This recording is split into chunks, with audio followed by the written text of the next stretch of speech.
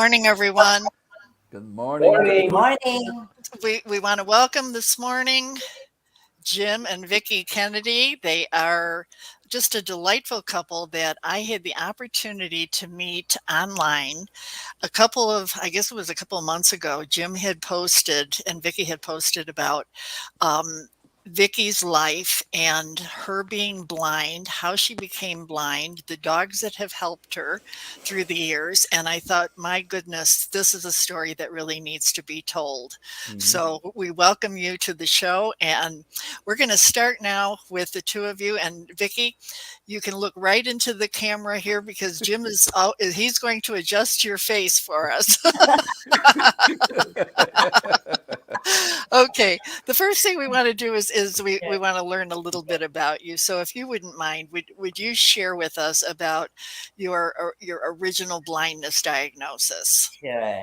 Well, good morning, Kathy, Gaetan, and Roman. So privileged to be here with you all today. And uh, we're going to talk about our favorite subject, service dogs, and my precious, amazing 3 guide dogs. And talk about guide dogs, I'd like for you to meet my buddy. Okay, I'll just And do a buddy, quickie where are here. you? There he is. Come here, buddy. Hey, Oh, bud. hi, buddy.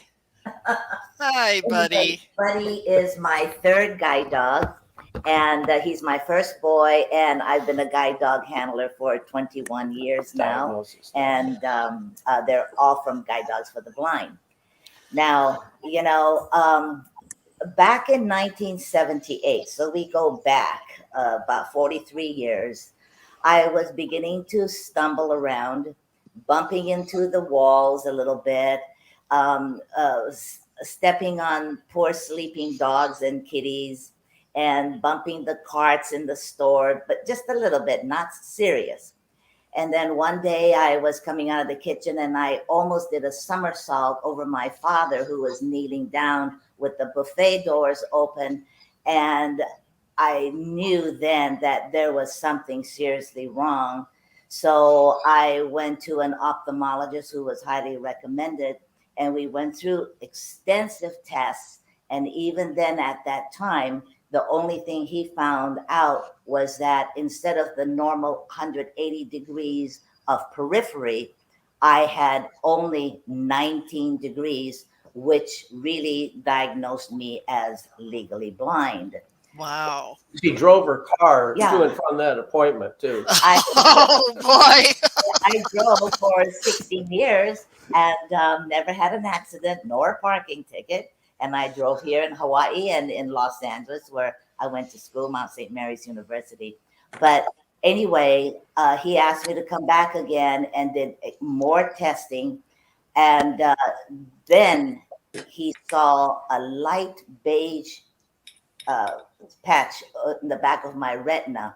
And then he recommended that I go to Jill Stein Eye Institute at UCLA in Los Angeles. And he asked me to take my son with me, who was then 10 years old, because this is a genetic disease. And Oh, I was diagnosed with then retinitis pigmentosa, commonly known as tunnel vision. So I had good central vision, 20/20 to be exact, but then it was the loss of periphery. And then I was told that would diminish, and then I would go blind in the years to come. And of course, I was devastated. It was shocking. It was depressing. The anger came in. Why me? But yeah, my I bet. son needed me, and he was my rock then. And I was determined to get over it, suck it up, and do whatever I needed to do. But the frustrating thing was, during those days, back in the day, no computers, no support group, no resources whatsoever. It was kind of rare disease, and so we just had to get information piecemeal by piecemeal. So it was difficult. Mhm. Well, you know what I thought was interesting is that here you had the ability to see, and then all of a sudden you can't see anymore. So when that's taken away from you, that's got to be really, really devastating. Yeah, it was a loss, but thank God it didn't happen overnight. It was Yeah. gradual. It Yeah. was So when I became blind, it was in 2000. Yeah. Okay. So now Her eyes, and she became my ears. So it hasn't happened. We make a hole, so it's okay. Yeah. you guys are so cute. Okay, Okay. just for So confirmation, your husband is still handsome. Oh, thank you. Thank you. Thank you. Yes, I remember him with I darker still, hair. I still have black hair, don't I? yeah. yeah, All of them. Everything is there. yeah, Yeah, right, right. So yeah, in and my no mind's sagging eye, at all. yeah, Yeah. yeah. So in my mind's eye, I still picture things that I used to see very clearly. And so when I want to know what's out there, I'll say, "Okay, Jim, describe something to me," and he Yeah, does a and in very your good job. dreams too. I bet in your dreams you can see a lot too. Yes, I do see in color in my dreams, and I never am blind in my dreams, nor do I ever dream about all three of my guide dogs. That's Wow. really That's really there's unusual. a story behind that, but who knows? Yeah. Yeah. So tell us the story about your decision to use a cane after you were being hit by a car. Okay. Well, even before that, when I was diagnosed legally blind, I knew that one of these days I would have to use the cane. So while still here in Hawaii, I just had a few lessons on the basic cane travel, just in case. But she didn't Okay. want others to know But she was then blind. we moved to San Diego because of Jim's job in '85 after we were married in '84. But I was a little bit apprehensive to use the cane because it's did I have was I vain? Yeah, I guess you could say that. I was a little bit embarrassed to be in front of my peers and Jim's peers, and I decided, well, I can still see, so I saw clearly, so I didn't have to use the cane. But I told her to use the cane. Oh, no, but not going to. one day on my way back to the office from having lunch, I met a car in the crosswalk. You meet the car like that. Yeah, you met a car. Really didn't get hurt. My pride was hurt. And I picked myself up and I went back to the office. I was shaking like a leaf. And I called Jim to say what happened. And he said, "Oh, honey, are you okay?" I said, "Yeah, I'm okay." And he says, "See, I told you, you Yeah. have to use the cane." So the next morning, I took my cane out.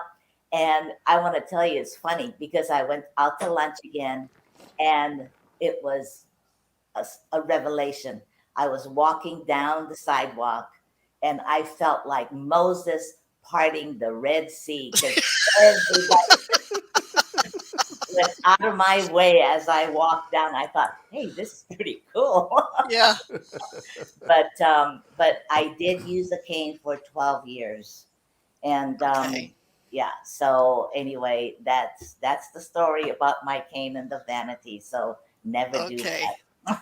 So tell us about the decision to get your first guide dog, which was Yeah, Freida, right? yes, it was Okay. Freida, and that was in the year 2000. But I bet you want to know why I didn't get a guide dog early on, and that is because here in Hawaii, we don't have any Look rabies. down on one. Okay, we don't have any rabies, and we don't have ticks that cause Lyme disease as well.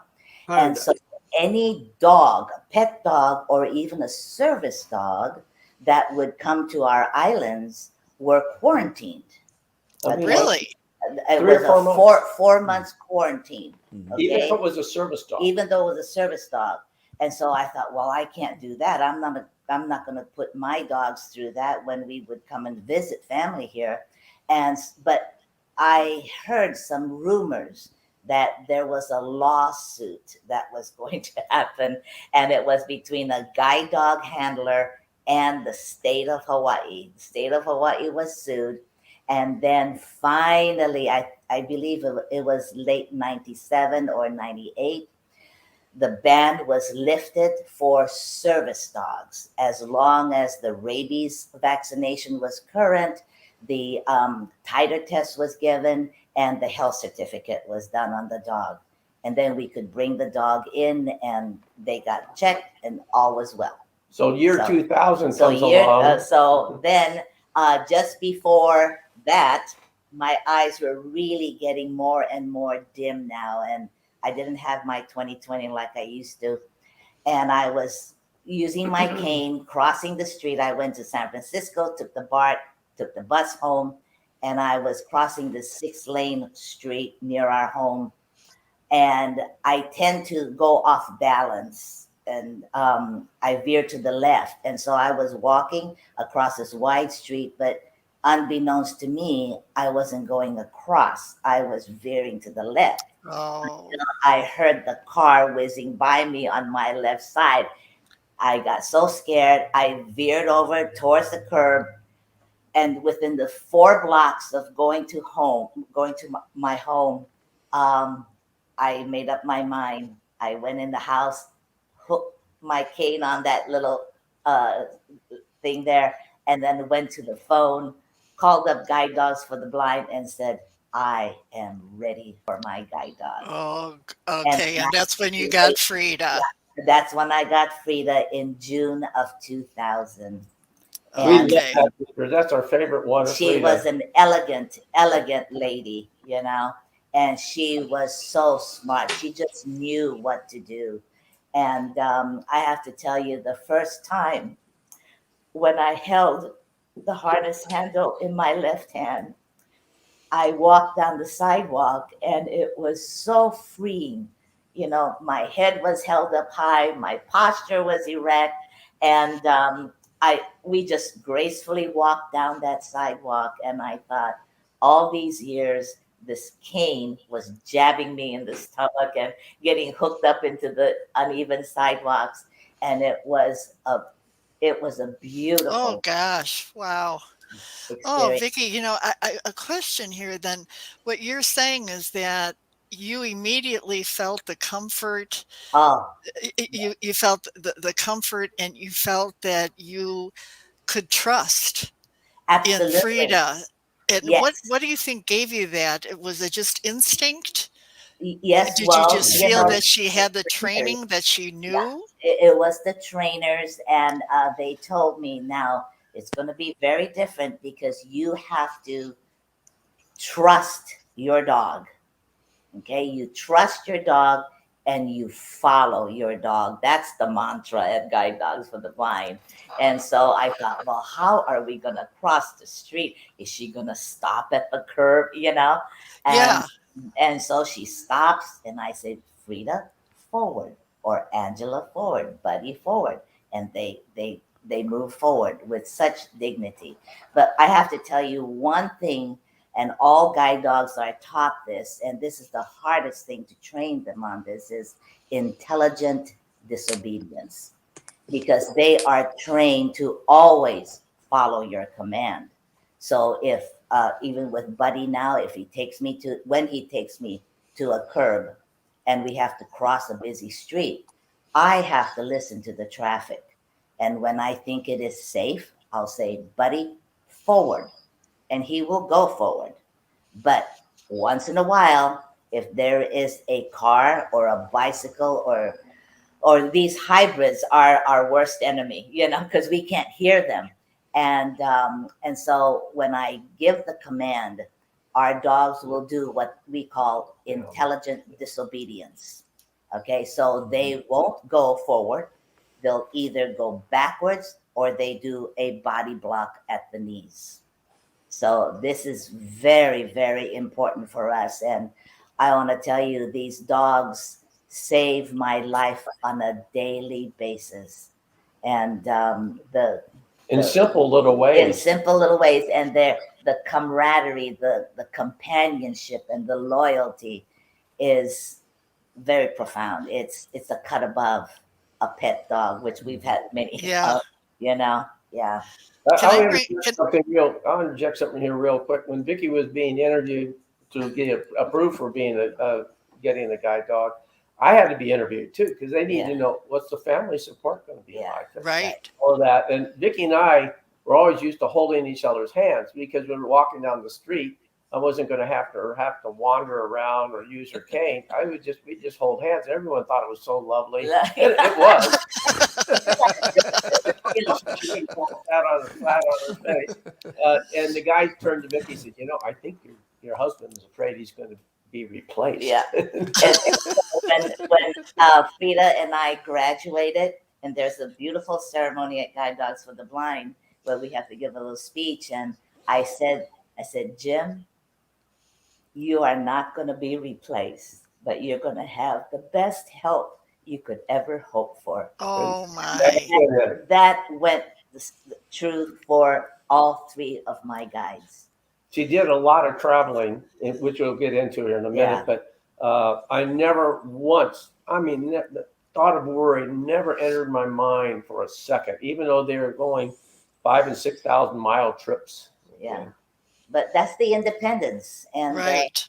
the companionship and the trust is Right. there. Yeah. So I want to comment a second here and bring Roman in, because Roman teaches holistic, but I know I can see on his face that this intelligent disobedience is something that it's important to understand that the dog is acting on their own yes. for your safety. Yes. Right, Roman? Absolutely. Well, first of all, I appreciate you guys for telling the story, and I appreciate also for sharing your trauma. It's a traumatic experience, and also sharing your sensitive moment of getting angry and frustrated about the situation you're in. It takes a lot, to capture that, because some people are not taking that as a reality. No, I'm not angry. Of course not. No, she's not. It goes in certain directions because it's inherited situation, and so the blame goes in all directions, including in time. So we blame the ancestors for that too, that I didn't know and why it's me. However, I see that you recognize that you have a healing purpose here, and it's kind of like not only healing your situation, but you're also healing the ancestors in the same context. So yes. Recognizing this heals both sides in the future and in the past at the same time. And then you have this amazing dog who comes here, and I know we use the term obedience very, very often, not understanding the difference between obedience, compliance, and conformity. And I think your dog is compliant to his job description, and it gives him that freedom of making different choice other than something that you suggested. So you're suggesting the dog, hey, I want to go forward, and your dog is like, I don't think that's a good idea. Right. If it would be obedient, the dog would be disobedient, which is a problem. Right. So by forcing obedience onto a dog, especially a service dog, creates this critical problem. The dog has to follow through no matter what, overcoming his emotions that tells him not to, and he has to because you told him. And the sad part is that many training systems use force to make the dog forcefully being obedient to do things it's being told to do, which would put you in danger. I just want to point that out. So it seems that the training approach you have in the past did not use force to make the dog comply, but they use a better education system to have the dog being conform to the job description and still give him the option to deny the next move because there's a problem, because he feels it's not a good idea to do that, because there's something comes up that doesn't make any sense, yet it looks like a card, therefore I have to make a no as a decision. Yeah. Well, the guide dogs uses only positive reinforcement in their training. There is absolutely no harshness at all. Yeah. And on the that's not the norm. I know that's right. They use different approaches to get the dog to do things, and especially seeing eye dogs, I see there's more often positive reinforcement involved than other service. Legitimate service dog organizations almost always use just positive reinforcement. Yeah, And now they and do. I'd say half or 2/3 of the dogs in the pool don't make it because they can't get over this Yeah.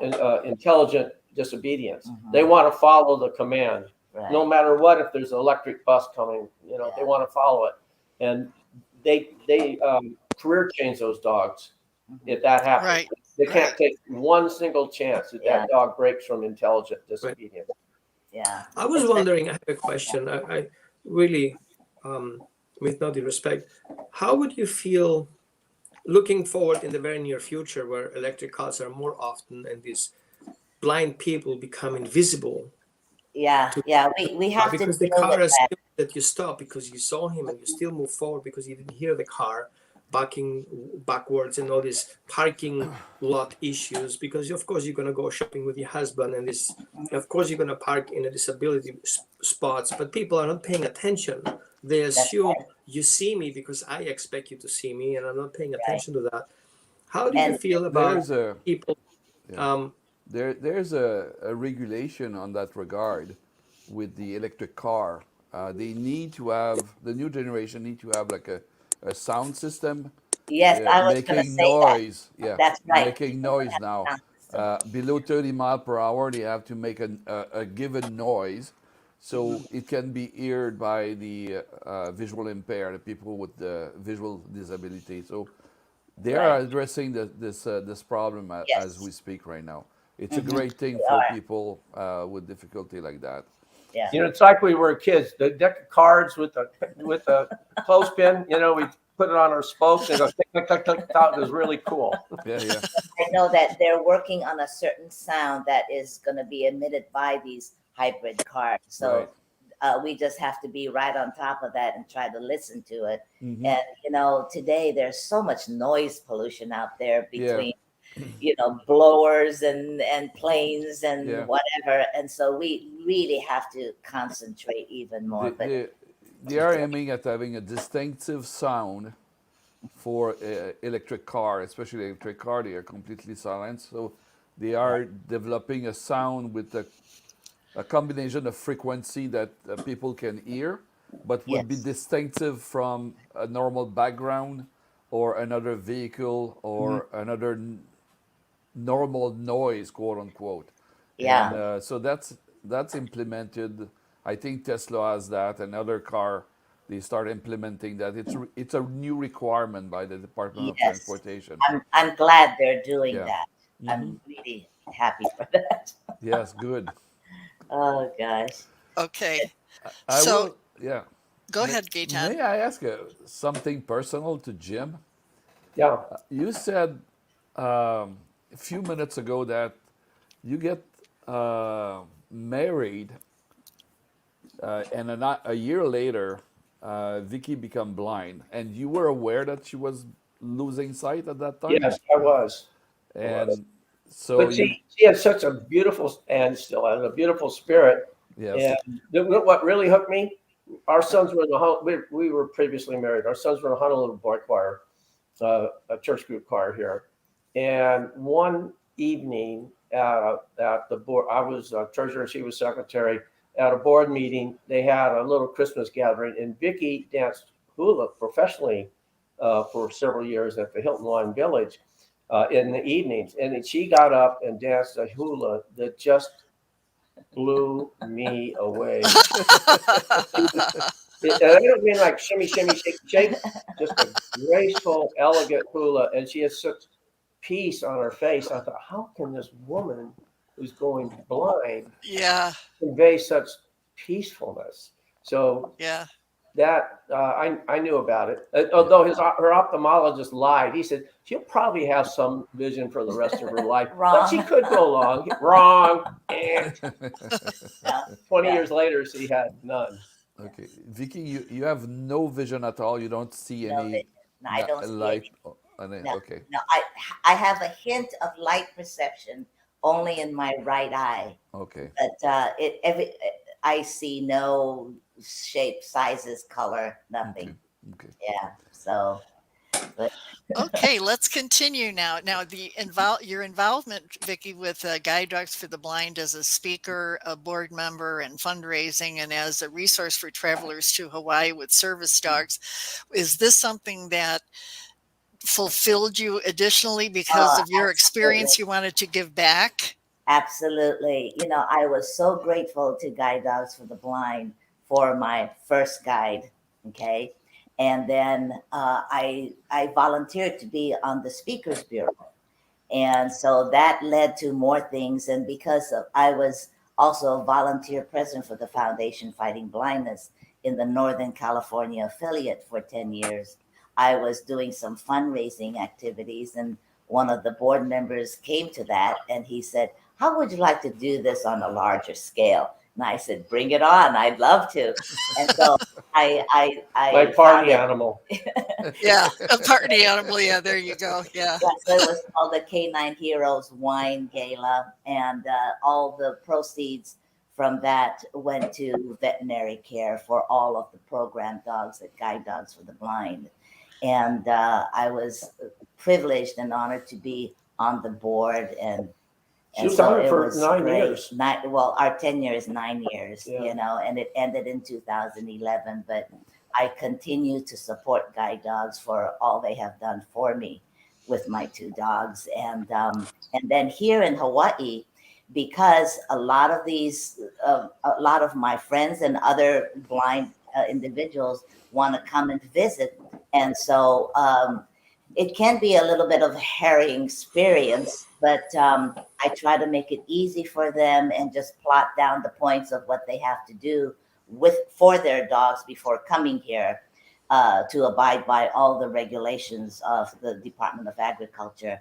So I'm still involved with, you know, uh, giving pointers of how to make your trip comfortable for you and your guide. Anybody who's a graduate of Guide Dogs for the Blind tells the officer going to Hawaii, "Do you have anybody we can talk to?" Oh, do they? Yeah. Okay, so Vickie, Yes, working with the guide dog, that gives you confidence. Your guide dog becomes your yes, soulmate, and you can read each absolutely. other's minds. And Oh, they're yeah, the next best thing to having your sight back is what you've told absolutely. us. Because with all three of my guides, when we're walking down every morning, we'll do a mile and a half, 2 mile walk. And oftentimes, Really? oh yeah, well, Oh, except this morning, because it's 8 o'clock here in yeah. Hawaii. But I have to tell you that once in a while I forget that I'm blind, because we just walk so beautifully together. Okay. And Oh, wow. it just gives me peace of mind. And I always say that my guys are the next best thing to having my sight back. And I'm so grateful. Okay, so now let's talk about your first guide dog, Freida. Mhm. Now, she retires and she becomes a pet therapy dog. Yes, yes. And the reason for that is, well, first of all, she almost died. She had a mast cell tumor, and the surgery was very successful. And we had 5.5 years extra years with Frida. And having been a guide dog all her life and guided me for almost 7.5 years, and for her to just stay at home, I did not want that to happen to her. And so I thought, well, why don't we try pet therapy? And so we went to the largest hospital here, Queens Medical Center, and then also St. Francis Hospice. They had two hospice facilities, and we were going there every Friday. And we everybody loved Frida so much that we were supposed to be there for an hour, and then it went from 10 o'clock to 4 o'clock. So we were there for half day, and she made over 3,000 visits between the patients, nurses and doctors, and the hospice patients. Oh, And that's it was wonderful. beautiful. And she also got the name of Frida Fridays. It was Frida Yeah. Fridays. And then one of the chaplains said that we have a beautiful staff person here.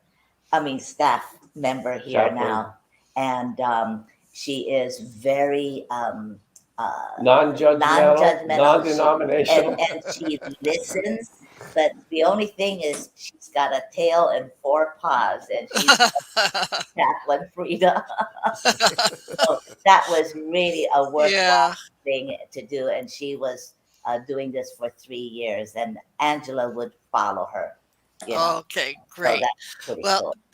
Vickie, your life has really been extraordinary, and now we want to talk about. Jim is going to share with us about the things that he has done, and it seems as though the two of you have really supported each other. That's the one. Absolutely. This is a good thing. That's a Absolutely. wonderful thing.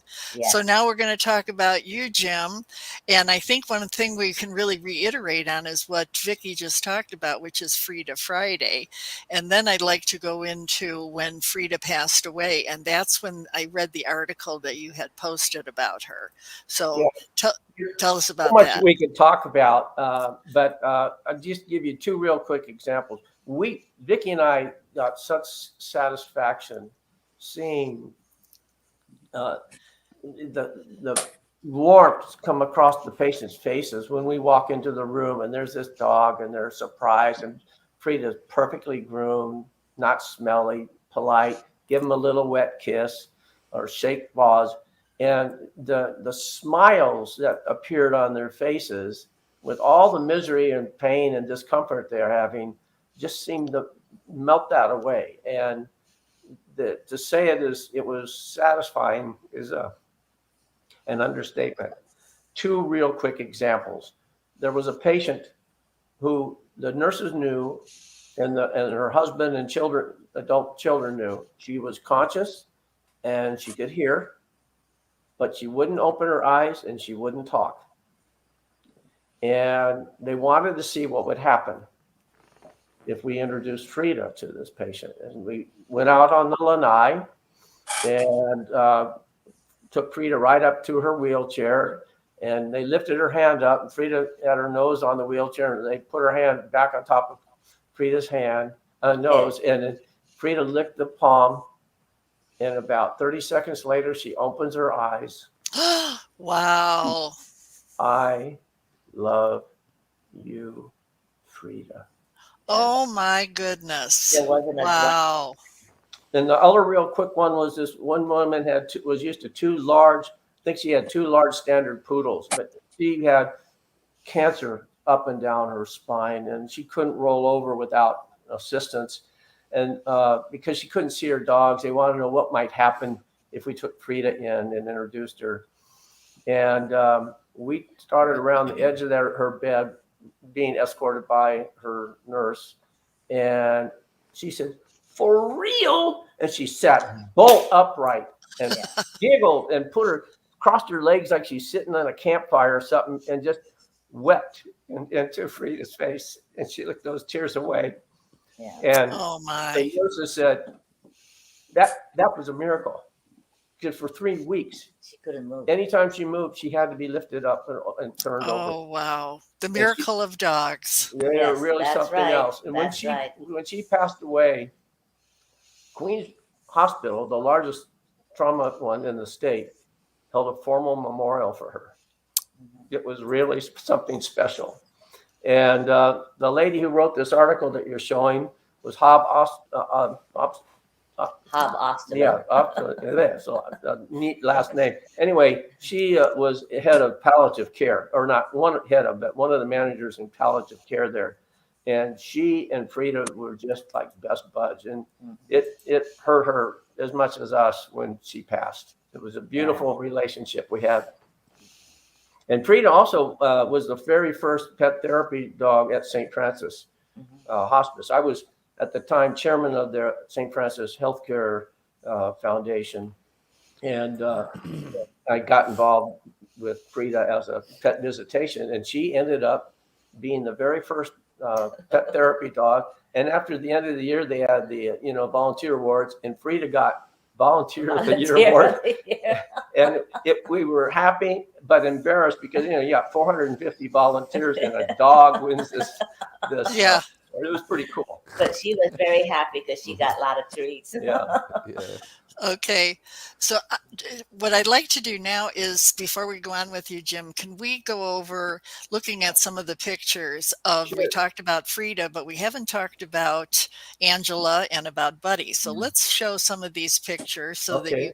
you can address, let's see now. Okay, this is 2 blocks up the street here, and this is Angela. She loved to kiss, and of course that's Vickie, and that's a Hawakale Country Club. And here she is working Vickie along the same. This is the walk that we make every morning. Okay, Okay. up the sidewalk from here, and then this was the last day the last moment that Angela served as a guide dog, because it was Saturday evening mass at our church, and the next morning Vickie flew out to California on her own to get her next guide buddy. Okay. And there she is, irrepressible little one. Yeah. She was a She was tiny mighty exuberant. mite, only like She was 48 yeah, pounds, 48 pounds. and energy that would not stop. Yeah. She was bigger Okay. than And then this is Freida and Angela. So actually, it's Buddy on the right. I'm sorry, Buddy. I'm sorry. And Angela again on the left. Buddies can be a nut job sometimes. He's like, hey. Okay, and this is right after we got Angela. Freida had retired. That's my arms around Freida, and then irrepressible Angela on the right again. That rock in the background is Diamond Head. Okay. Okay, another one at Hawakale with Angela. Okay. And Now there's Buddy right here in our television studio in Honolulu here. And that's your Christmas card this Our year. Christmas card picture for this year. for this year. Okay, and then this one. This one is real special. All of them are, but the 3 ladies, ignoring the 2 girls for a second, the 3 ladies other than Vickie all raised Vickie's guide dogs. Mm-hmm. The one with her hand on Vickie's shoulder raised Angela, irrepressible Angela. The other lady in the tan in the middle raised Freida, Vickie's first guide. And the woman with her 2 daughters is the puppy raiser of Buddy. So they're from San Antonio. And the other 2, well, let's see, Freida was from Arizona and Angela was from the Bay Area. California, yeah, that's right. And I have to tell you, these puppy raisers have become family to us.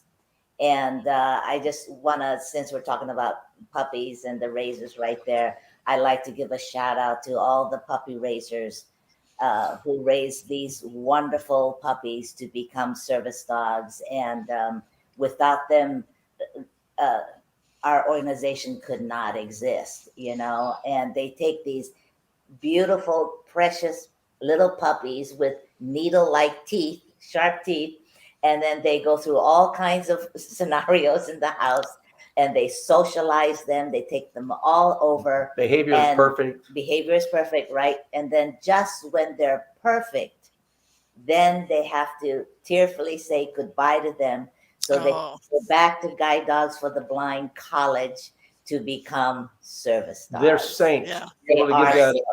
I wouldn't be able to do that. It's kind of like being a foster mom too. Yeah, you get so attached to them. Yeah, exactly. Oh, sure. So their labor of love is something that is just wonderful. Exactly. Amazing. Yeah. Well, Jim, you have done a lot too. You've served as the executive director at the Hawaii Fido Service Dogs. And one area that I know that our viewers are going to be very interested in, that you helped get the fake service dog law passed in Hawaii. It should be passed all over. But do you want to share with us about that? Real briefly, I think that'll be one of 2 legacy things for me that I feel really proud of. Here in Hawaii, in most states, the fake service dogs is a huge issue. And we tried to get publicity, and I just hit the jackpot with Nina Wu, who wrote this article that you just showed the headlines on. And we got the attention of the state legislator that was looking at a bill that would make it illegal to pose a dog as a service dog when it is not. And so Vickie and I rallied together. We got all of our service dog friends and appeared at the judiciary committees of the House and the Senate, and went through the whole 9 yards. And we said, let's talk about the elephant in the room that nobody's talking about, and that Right. is accountability. Because the law ADA does not require, it says you cannot require documentation. You have to basically take the word of the handler. And so if you can't require ID, how in the heck can you enforce this? And I said, it's problematic. Don't expect to get a lot of revenue for the state, but it's putting a stake in the ground. And I said, I promise you this, I will try to get the best education out there we can. And that the one article you just saw was during their hearings. I don't know if you have the other one, but the day before it was going to go into law, December 30th, this article, it was the headline, the whole front page of the Star Advertiser. Nina did it again. Yeah. And she said, Jim, I'm going to write something. It'll be on there. No one in the state will be able to say they didn't know. They didn't know. Okay. Well, I opened up the local section. It wasn't there. And I thought, gosh, I thought she was going to write something. I threw the newspaper on the table, and I thought, wait a minute. I went right past the front page. And it was right on the front page. Yay. Yeah. So she helped me deliver my promise to the legislature to educate. My purpose, by the way, was not to berate. It was to educate. The biggest problem with that, someone says, no big deal. No one's getting hurt. And I said, no, there's three things. Businesses grow confused. When they grow confused, they don't know who to trust. And they can be a little confrontational sometimes, wanting, something. I got to prove to me that this is a service dog. And then the individual with the disability is having enough challenge dealing with that. And then they have this added challenge of confrontation. And finally, even though the dogs are well trained, they're still a dog. And when there's a uncontrolled, not trained, fake dog in a store, it can create fake service dog. It can create a distraction. And for a blind person, a guide dog, if it gets distracted, that could have some serious consequences. Well, so we made those points. I'm sorry. I was going to say, what we've found, and that is the most disturbing, is that if it is a fake service dog, and it does distract, that service dog could lose its credentials and have to go through a career change. Right. So we realize that this is very important. And Roman, do you have things that you can talk about in relation to fake service dogs and the detriment that they offer or that they provide to other people? Pardon? You didn't hear the question? Oh, wait. Okay. I didn't hear the question. Can you do the question again? Okay. It's, could you talk about a fake service dog, the problems that they can cause to to a real service dog in terms of them losing their train of thought, or they may lose it totally. How that is so detrimental, because thousands and thousands of dollars have been put into training a service dog, and a fake service dog can really ruin them. I can think of a couple of examples that I saw. For example, in those big stores where service dogs are allowed. Of course, some other people take the dogs in for training. And what I see very often is that there is a person at the checkout with a service dog, and another dog who's in training is basically attacking the service dog. And so their service dogs are sentient beings and emotional dogs, just every other dog. They just have to manage these emotions more than other dogs. They have to overcome certain fears. They have to be consistent. They have to evaluate situations. Now, if another dog is attacking the person, or that dog has to make decisions. And if he cannot make those decisions because he has to stay next to the person, then we're causing trauma. The dog is exposed to an external trigger. He cannot complete his survival response, and so he's causing emotional stress, which causes shock trauma. Now, without other people knowing it, the dog that is attacking the dog that is a service dog is causing the dog emotional trauma that the dog would not be able to handle himself, which means at some point that dog will fail. He gets stressed, he gets scared, he will be insecure going to these places that he feels attacked where he's supposed to not feel attacked. Those dogs are not being exposed to attacks to handle attacks. Make Yeah. sense? And so what people, of course, we need to see the other side too, the people who don't have the financial background and they don't have, the legal support to go and get a service dog. So they are forced to train the dog themselves, but they don't know how to do that. They want to hire a trainer, but trainers are too expensive. So it becomes a vicious circle because I'm not sure how much they have to come forward, how much financial burden would be for the family to get a service dog, and what does this entail. But I need to help people understand that just because you feel entitled to have a service dog doesn't make your dog a service dog. Right. Right? Yeah. Just because somebody told you, I'm going to train your service dog, doesn't mean that dog is a service dog. The service dog is not a credential. Yeah. It's a way of being a service dog. It's Mhm. the skills that a dog has to show to be a service dog. I In saw other a words, a case- service dog can fail even if he has credentials if he's not capable to function in that frame. Sure. And another dog who is not officially a service dog can be just fine as a service dog if he is compliant to this frame. But we need at some point to clarify who defines that dog or who credits that dog with being a service dog, a certified service dog, and how do I get there to have a service dog? And who is the trainer who trains that dog to be a service dog? I feel every person has the right to train his service dog, but he needs to understand the concept of it, and he needs to go through a process, through a legal process. And unfortunately, on the website, on the internet, there are so many hoaxes, and it tells you, oh, you just register your service dog, and you're Right. good Yeah. to go. You Cost have a you service $60 and dog. we'll give you a Send fake me certificate. $35. buy a certificate or buy Yeah. a vest and you're set. I saw a case. I was in a restaurant and a woman walked in with a dog with a vest saying service dog, and she cannot get the dog to sit. Oh, And this is like, okay, that's a joke. yeah. If you Yeah. cannot have your dog to sit, you're in the restaurant, you're sitting at the table, and you cannot have your dog to sit, there's a problem there. Yeah. Yeah.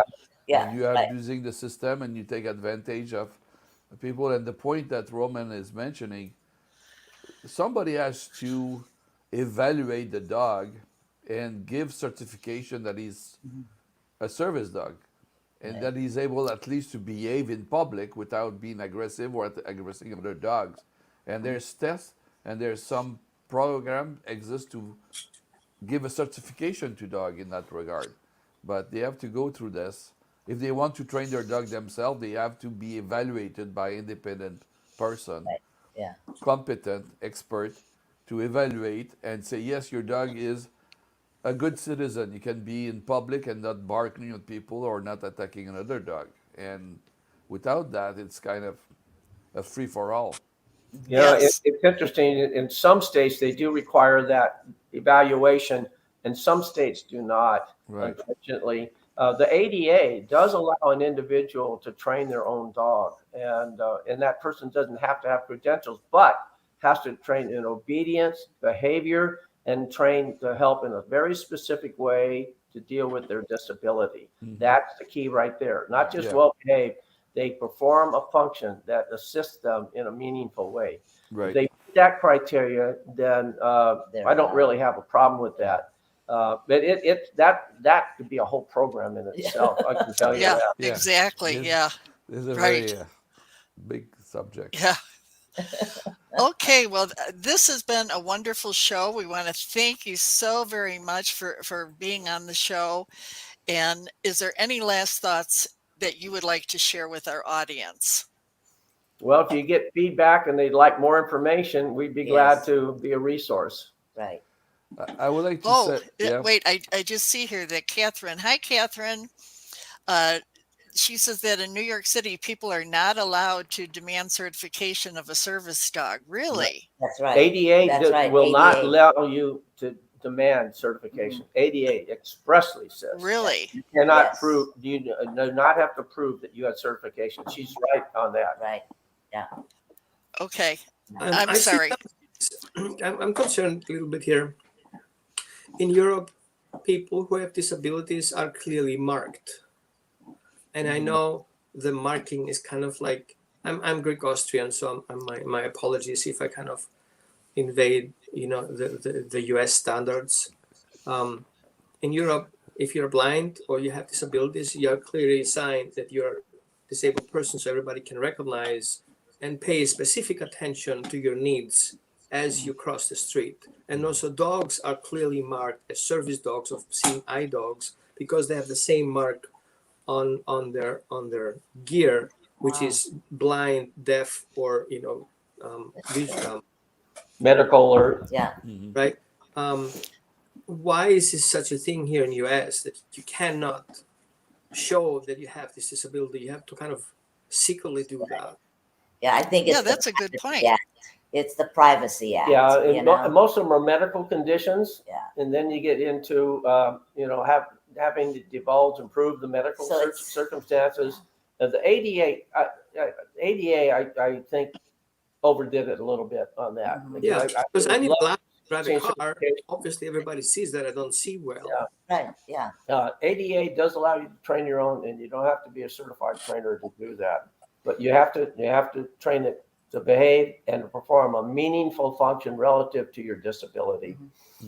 By the way, the only two questions a business can ask is, one, is that a service animal required because of a disability? You can't say, are you disabled? What is it?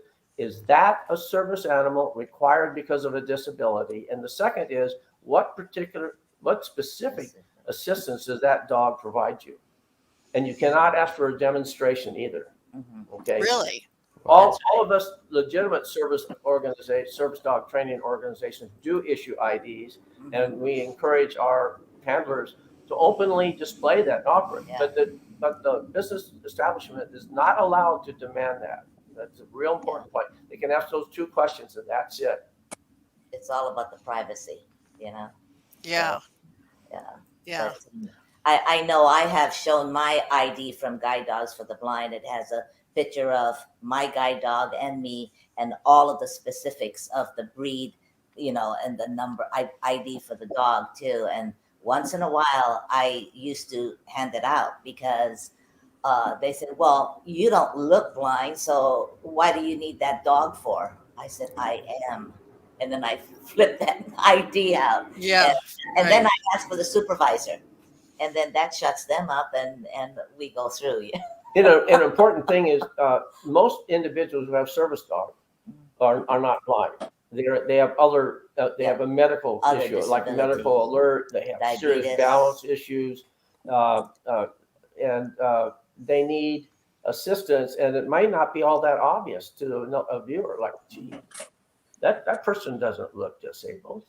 Okay, never mind that they might have a diabetic attack 3 or 4 times a week, and this dog will alert. You would have no idea of that. So we always recommend err on the side of courtesy and belief. Yeah. If the dog is misbehaving, that's what I want. Thank you for the explanation. Yeah. Okay. Any last thoughts, everyone?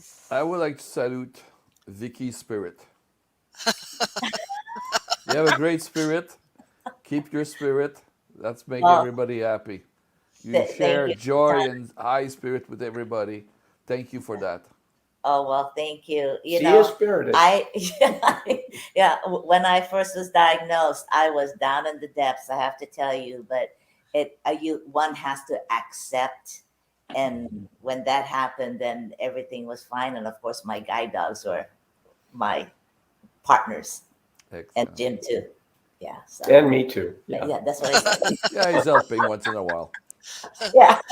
He's the sidekick of the dog. Yeah. Well, Yeah, right, I want right. That's right. He's a keeper. She throws me a bone once in a while. Well, That's I enough. would like to say that this is the first time that we've actually had a person that has a service dog. And from your viewpoint, I think it has really helped our fans because a lot of people look at a service dog as this, that it's just doing a job. But they Right. actually Oh, become yeah. family and they become Oh, part of your life. And it is important. You yeah. brought up a good point, Jim, about that they had to interview you too, because that dog is going to be contributing to your well-being as well. That's Mhm. right. Oh, So and the other thing too, Kathy, and now that you brought that up, some people say, "Oh my God, how could you do this to your dog?" I said, "Do what?" They said, yeah, "Well, this dog is always at your side and then is so strict, they can't play." I said, "Yeah, he can't play while he's working, but you should see him when we go home, take the harness and leash off. He's crazy. All three of my dogs are Yeah. crazy, How these you know, people live with a and yeah, they get their yayas out. Yeah. yeah. Yeah. So Okay, everyone. I just want to say that today our show was brought to you by our sponsor, My Bully Sticks, and we put a link below in the description, not in the description, in the comments. So if you would like to, please feel free to get a 10% off. And hey, listen, everyone. This has been a fabulous show. I can't wait to do more of them. We'd love to have you back on the show too. If you don't, We'd would be be honored. There's a honored. lot more Yeah. we can talk about. okay, that sounds good. Let's plan on that. Yeah. Okay, everyone. Thank you. Excellent. Thank Thank you you Thanks so so so much. much. much. Thank you. Thank Thank you you. all. Bye. Aloha. Bye. Aloha. Bye.